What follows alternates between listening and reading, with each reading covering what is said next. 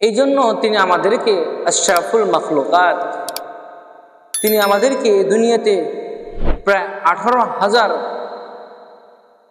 সৃষ্টি করেছেন। সৃষ্টিকুল আল্লাহ পাকের সৃষ্টিকুল, অর্থাৎ আল্লাহ পাক 18,000 মাখলুকাত প্রাণী সৃষ্টি করেছেন। এর মধ্যে সবচেয়ে উত্তম উত্তম জাতি, উত্তম অর্থাৎ উত্তম মানুষ হলো মানুষ।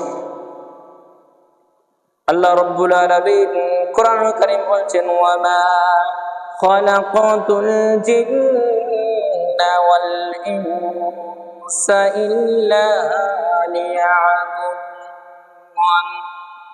আল্লাহ রাব্বুল আলামিন, আল্লাহ পাক কোরআনুল কারীমে আমাকে আপনাকে জানিয়ে দিচ্ছেন, সুন্দরভাবে জানিয়ে দিল, ও দুনিয়ার মানুষ, শুধুমাত্র আমি তোমাদেরকে এই পৃথিবীতে পাঠিয়েছি শুধুমাত্র আমার গোলামি করার জন্য, আমার দাসত্ব করার জন্য, আমার আনুগত্য করবা।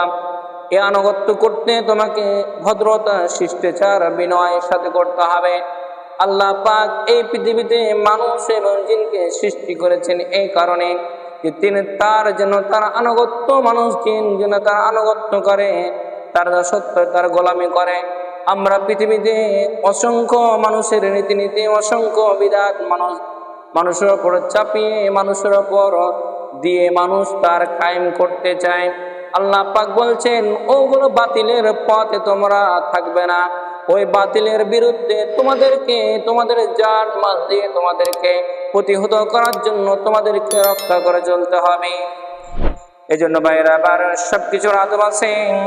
এই আদব আমাদেরকে মেনটেন করে চলতে হবে। আদব মানে ভদ্রতা। আদব মানে কি বললাম? ভদ্রতা। আদব মানে সবকিছু ক্ষেত্রে নিয়ম নীতি মেনে চলা। যার মধ্যে আদব আছে তাকে বলা হয় ভদ্রতা, আর যার মধ্যে আদব নাই তাকে বলা হয় বেয়াদব। বাপজানার আবার একটু চিন্তা করেন, একটু খেয়াল করেন, আমরা মানুষ, আমরা হলো সামাজিক জীব। আমাদেরকে সমাজে বসবাস করতে হলে আদবগুলো মেনে চলতে হবে। আদব আমাকে আপনাকে রক্ষা করতে হবে। এই আদবের জন্য আমাকে আপনাকে এই দুনিয়াতে আল্লাহ পাক একজন মানুষের কাছ থেকে আদব শিখতে বলেছেন। তিনি আমাদের নবী, বিশ্ব নবী জনাব মুহাম্মদুর রাসূলুল্লাহ, আমরা বলি সাল্লাল্লাহু আলাইহি ওয়াসাল্লাম। ভাইরা আমার, বাপজানারা আমার, একটু খেয়াল করেন, একটু দিলটাকে নরম করেন, কানটাকে মনোযোগ দেন। কানটাকে এই দিকে আপনি মনোযোগ দেন যে কথাগুলো শুনলে আপনার ইহকাল এবং পরকাল দুইটা আপনার জন্য সফল কাম হবে। ভাইরা আবার, আদব মানে আদব ও আখলাক, আদব আখলাক এগুলো আমাকে আপনাকে মেনে চলতে হবে, শিখতে হবে।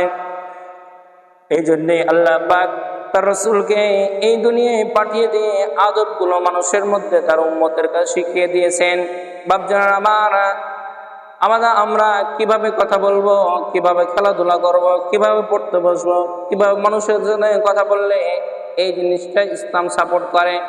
এই জন্যই আমাদেরকে আদবগুলো আমাকে আপনাকে শিখতে হবে।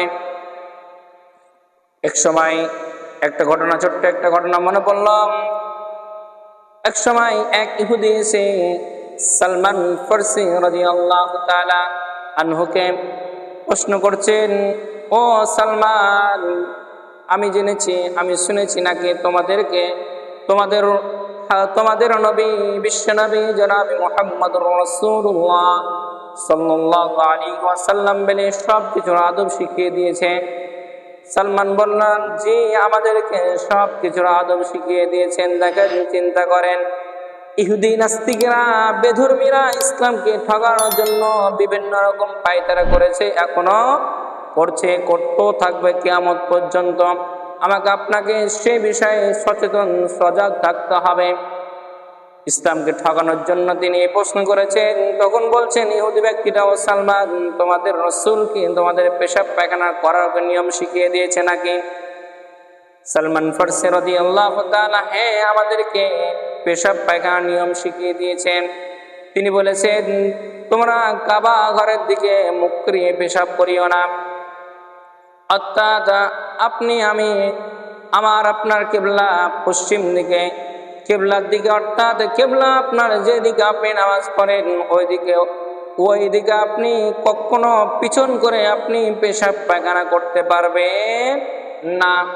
অনেকে দেখবেন মসজিদের পাশে বাসা, মসজিদের কেবলা ধরেন এই দিকে অথবা এই দিকে। এখন আপনি বাসা করেছেন মসজিদের লাগালাগি, আপনার চিন্তা করতে হবে আপনার পিছন যেন, অর্থাৎ আপনার বাথরুম যেদিকে করবেন আপনার মুখ যেন সেই দিকে থাকে, কিন্তু পিছন দিকে যেন না থাকে। একটু চিন্তা করেন, খেয়াল করেন। পেশাব পায়খানা করতে যাওয়ার সময় আমরা অনেকেই দোয়া জানি না। রাসূল বললেন এই দোয়া কালা বলবা, যখন পেশাব পায়খানা ঢুকবা তখন তুমি কোন পা দা ঢুকবা? পেশাব পায়খানা ঢুকতে হলে বাম পা দা ঢুকতে হবে। সালমান ফারসি রাদিয়াল্লাহু তাআলা ইহুদি ব্যক্তিটাকে বলছেন, তখন রাসূল আমাদেরকে আরেকটা জিনিস শিখিয়ে দিয়েছেন, বাম পায়ে ঢোকার পর দোয়া আল্লাহুম্মা ইন্নী আউযু বিকা মিনাল খুবুসি ওয়াল খাবাইস। এখন আপনি পেশাব পায়খানা আপনার প্রয়োজন সেরে যখন বের হয়ে যাবেন তখন ডান পা দিয়ে বের হবে। সালমান ফারসি রাদিয়াল্লাহু বলছেন এগুলো রাসূল আমাদেরকে শিখিয়েছেন। তখন বলতে হবে দোয়া গুফরানাকা আলহামদুলিল্লাহিল্লাযী আযহাবা আন্নিল আদা ওয়া আফানি।